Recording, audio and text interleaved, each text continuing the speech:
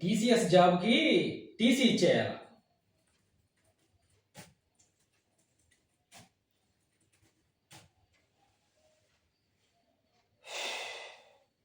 అమ్మో, నా మ్యారేజీ కృష్ణా బ్యారేజీలో నీళ్ళ వలె ముందుకొచ్చేస్తుంది. ముందు ఈ సాఫ్ట్వేర్కి స్టాప్ గేర్ వేసి పక్కన పెడతాం. మన పెళ్లి పనులు ప్రారంభిద్దాం. ముందు ఎక్కడి స్టార్ట్ చేద్దాం? మన ఫ్రెండ్ కళ్యాణ్ గారు ఉన్నాడుగా, బాగు నుంచి స్టార్ట్ చేద్దాం. దేనికంటే వాడు ఎప్పుడు ఐఆమ్ బిజీ అని ఈజీగా చెప్పేస్తాడు. ముందు వాళ్ళ నుంచి స్టార్ట్ చేద్దాం.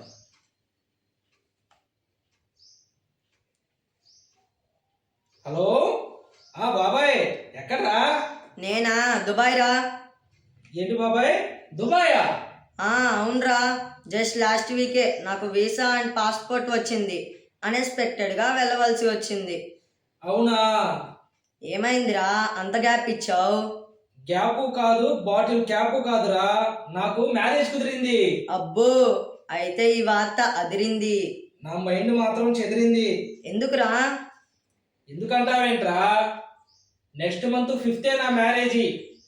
నువ్వేమో దుబాయ్ గ్యారేజీలో ఉన్నావు. నా మ్యారేజ్కి వస్తావో రావో అనే డౌట్ నా నుండి డెబిట్ అవుతుందిరా.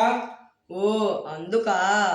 బట్ నా జాబ్ మాడ్యూల్ టైం షెడ్యూల్ బట్టి ఐ విల్ ట్రై రా. ఎనీవే కంగ్రాట్స్ రా. ఓకేరా, బాయ్. ఈ కళ్యాణ్ గాడు ఫోన్లో షేక్ హ్యాండ్ ఇచ్చి మ్యారేజ్కి హ్యాండ్ ఇచ్చేటట్టున్నాడే. ఏంటి సందీప్ బ్రో ఏదో ఆలోచిస్తున్నాడు. హలో సందీప్ బాయ్. హాయ్ వికాస్. ఏంటి సందీప్ బాయ్ ఏదో డీప్ గా ఆలోచిస్తున్నా? నేనా? ఏం లేదు వికాస్, నాకు మ్యారేజ్ కుదిరింది కదా. అవును, రేంజ్ లో నీ మ్యారేజ్ అరేంజ్ చేయాలని ప్లాన్ చేస్తున్నావు కదా. ఎస్, ఎగ్జాక్ట్లీ ఇదే విషయం. జస్ట్ ఇందాకే కళ్యాణ్ గారికి ఫోన్ చేసి చెప్పాడు. ఏమన్నాడు? ఆ కళ్యాణ్ గాడు నా కళ్యాణానికి వచ్చి కనీసం కళ్యాణ తింటాడో లేదని డౌట్గా ఉంది. ఓహో, అదా సంగతి. ఇలా ఆలోచిస్తూ కూర్చుంటే నీకు పెళ్లి కాదురా బాయ్. అంతేలే, వికాండు. ఏంటి వికాస్, అది చేతిలోది ఇన్విటేషన్ లాగా ఉంది? అవును బ్రో, నీకు ఒక ఇంటిమేషన్ అండ్ ఇన్విటేషన్ ఇచ్చి వెళ్దామని వచ్చాను. అవునా? సరేదా, కూర్చో. ఇంతకి దేని గురించి వికాస్? నెక్స్ట్ వీక్ సండే మా చర్చిలో క్రీస్తు రెండవ రాకడ వివాహ ఆహ్వానం అనే సబ్జెక్ట్ పై ఓ స్మాల్ ప్రెజెంటేషన్ ప్రోగ్రామ్ వేస్తున్నాం. అందుకు నేను ఆహ్వానిద్దామని వచ్చాను. ఓ నైస్ థింగ్. బట్ నా మ్యారేజ్ వర్క్స్ వల్ల మేబీ నేను మీ ప్రోగ్రామ్కి రాలేనేమో. అవునా?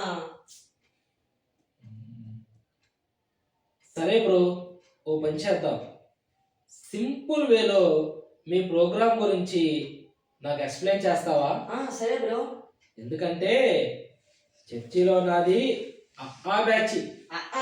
అంటే అంటే చర్చి ఆఖరిలో ఆమెన్ బ్యాచ్ అని అర్థం. అలాగే బ్రో, నీ భాషలోనే నీకు అర్థమయ్యేలా చెప్తాను, జాగ్రత్తగా విను. Okay bro. మనకి క్రిస్మస్ పండుగ క్రీస్తు జన్మదినమని ఒక వాడుక, నీకు తెలుసు కదా. అవును, ఆ రోజు అందరూ వాట్సాప్ లో ఎన్ని ఇష్యూస్ ఉన్నా కూడా విషెస్ చెప్పుకుంటారు కదా, హ్యాపీ క్రిస్మస్ అని. క్రిస్మస్ పండుగ క్రీస్తు జన్మదినం అయితే క్రీస్తుతో మన జన్మధన్యం అయ్యే పండుగే ఈ రెండవ రాకడ పండుగ. ఓహో, మరి ఈ రెండవ రాకడ పండుగ ఎక్కడ చేస్తారు, ఎలా చేస్తారు? Very good question bro. ఇప్పుడు నీ మ్యారేజ్ కి లైవ్ కవరేజ్ ఇవ్వాలంటే ఏదో ఒక జంక్షన్ లో ఫంక్షన్ హాల్ ప్లాన్ చేస్తావు కదా. కరెక్టే అనుకో, మరి మన మ్యారేజ్ అంటే ఆ మాత్రం ఉండాలి కదా. అలానే క్రీస్తు రెండవ రాకడ వేడుకకు మధ్య ఆకాశమే వేదిక. క్రీస్తు మొదటి రాకడలో నరుడిగా తన్ను తాను బయలుపరుచుకున్నాడు. అలానే క్రీస్తు రెండవ రాకడలో వరుడిగా తన్ను తాను బయలుపరుచుకోబోతున్నాడు. వికాస్ బ్రో, మరి ఈ రెండవ రాకడ వివాహ ఆహ్వానము అందరికా లేక కొందరికా? ఇప్పుడు ఇదిగో నీ మ్యారేజ్ కు ఎవరిని పిలవాలో ఎవరిని పిలవకూడదు అని ఒక నేమ్ లిస్ట్ తయారు చేసుకున్నావు కదా. అవును, పాస్టర్ నుండి మినిస్టర్ దాకా, సుబ్బమ్మ నుండి సుబ్బారావు దాకా ఒక నేమ్ లిస్టు ప్రిపేర్ చేసే కదా. Exactly bro. దేవుని జీవగ్రంథం అందు ఎవరి పేర్లైతే వ్రాయబడి ఉంటాయో, అనగా దేవుని మాట విని ఆయన విశ్వసించి ఆయన ఆజ్ఞలకు విధేయులై ఉంటారో వారు మాత్రమే ఆహ్వానం అందుకొనగలరు. ఓ వధువు సంఘముగా మధ్యాకాశములో ప్రభువును కలుసుకొనగలరు. ఓ, దేవుని జీవగ్రంథపు లిస్టులో అంత ట్విస్ట్ ఉందా? అవును బ్రో. ఇప్పుడు నేను నా వివాహానికి 1 acre land, 10 lakhs cash in hand, ఓ బొంగరం సైజులో ఉంగరము కట్నంగా తీసుకుంటున్నాను. అలానే దేవుని రెండవ రాకడ వివాహానికి వధువు సంఘము ఏమైనా కట్నం, రంగుల రాట్నం అలాంటివి ఏమైనా చెల్లించాలా? ఈ ప్రపంచంలోనున్న సకల సంపదలన్నీ పోగు చేసిన మనం దేవునికి వెలకట్టలేము. ఇంకా చెప్పాలంటే దేవుడే తన స్వరక్తం ఇచ్చి తన వధువు సంఘాన్ని సంపాదించుకున్నాడు. Wow, super bro.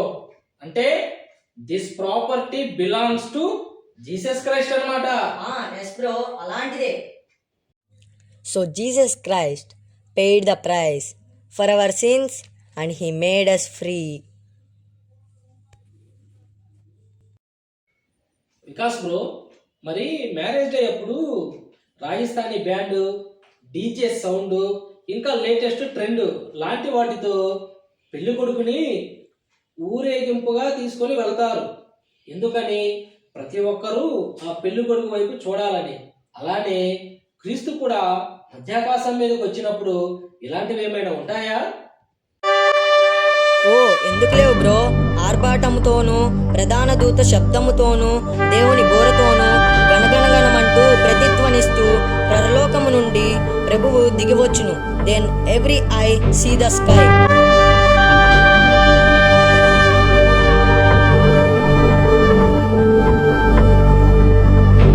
అంటే that sound creates resound. Yes. Because bro, I have a small doubt. మరి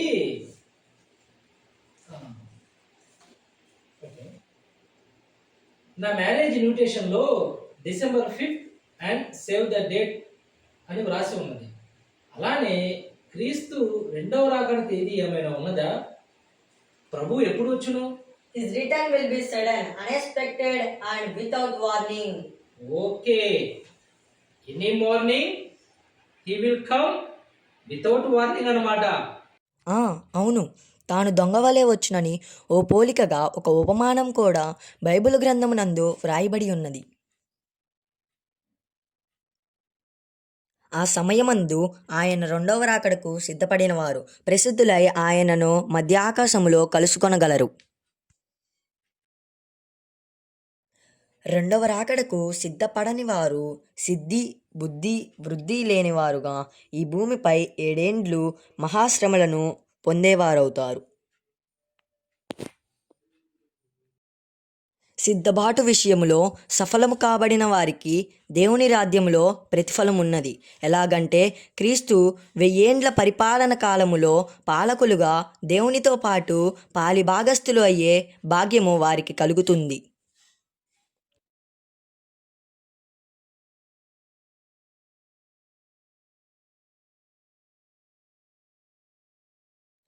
అప్పుడు ఆయన వారికి దేవుడయ్యుండును, వారు ఆయనకు జనులయ్యుందురు. ఇలా యుగయుగములు కలిసి ఉందురు. Super Vikas, super. దేవుని రెండవ రాకడ గురించి ఈ రోజు నాకు మంచి క్లాస్ ఇచ్చావు వికాస్. అందుకు నీకు నా నిండు వందనాలు. వందనాలు కాదన్నా, ఇది దేవుడి రెండవ రాకడ సమయం కనుక మనం మరణాత అని సలాము చెప్పుకోవాలి. మరణాత అంటే? మరణాత అంటే మరల రమ్ము, నాదా త్వరగా, అనగా ప్రభువు వచ్చుచున్నాడు, ప్రభువు వచ్చి ఉన్నాడు, ప్రభువైన యేసు త్వరగా రమ్ము అని అర్థం. ఓ, అయితే ఇది ప్రీషియస్ విషెస్ అన్నమాట. మరణాత మన చేతుల్లో ఉండాలి, మరణాత మన చేతల్లో ఉండాలి. ఓకే, అయితే మరణాత మారుస్తుంది మన రాత. So everyone capture the rapture.